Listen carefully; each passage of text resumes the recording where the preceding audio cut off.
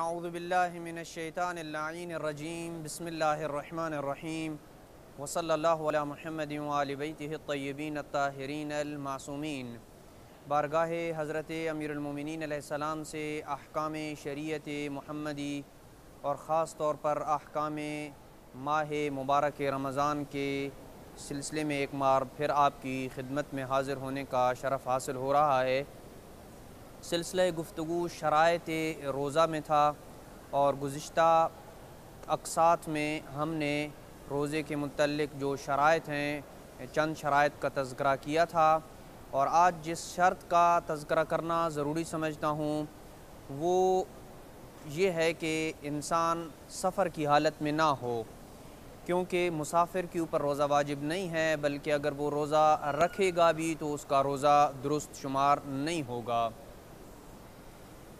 لیکن اگر کوئی شخص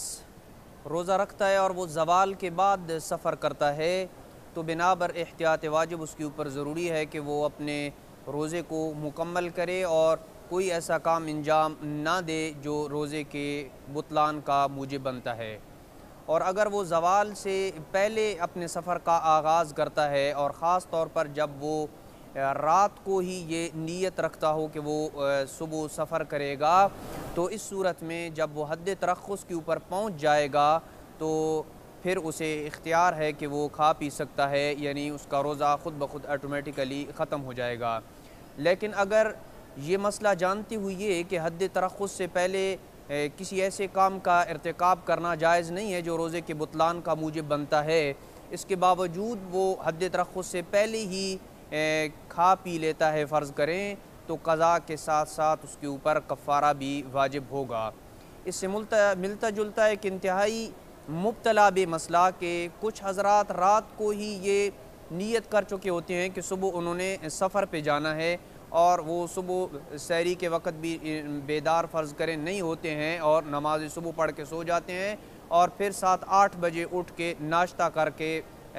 اپنے سفر کا آغاز کرتے ہیں، جبکہ یہ بات سراسر درست نہیں ہے، بات غلط ہے، اور یہ ان کا جو فعل ہے وہ درست نہیں ہے۔ بلکہ اگر یہ جانتے ہوئے کہ ان کا کھانا پینا جو ہے وہ درست نہیں ہے، تو پھر اس صورت میں اگر وہ ناشتہ کر کے اپنے گھر سے نکلتے ہیں تو ان کا نہ فقط روزہ باطل ہوگا بلکہ اس کی قضا بھی کرنی ہوگی، بلکہ روزہ تو اس نے رکھا ہی نہیں ہے، اس کی قضا بھی اسے کرنی ہے اور بعد میں اس کا کفارہ بھی ادا کرنا پڑے گا۔ ماہ رمضان میں مسافر کے احکام سے متعلق ایک مسئلہ یہ بھی عرض کر دوں کہ اگر کوئی شخص سفر کی حالت میں ہے، سفر پہ ہے وہ، اور وہ سفر سے واپس اپنے گھر کی طرف آنا چاہتا ہے، اور دوران سفر اس نے اگر کوئی ایسا کام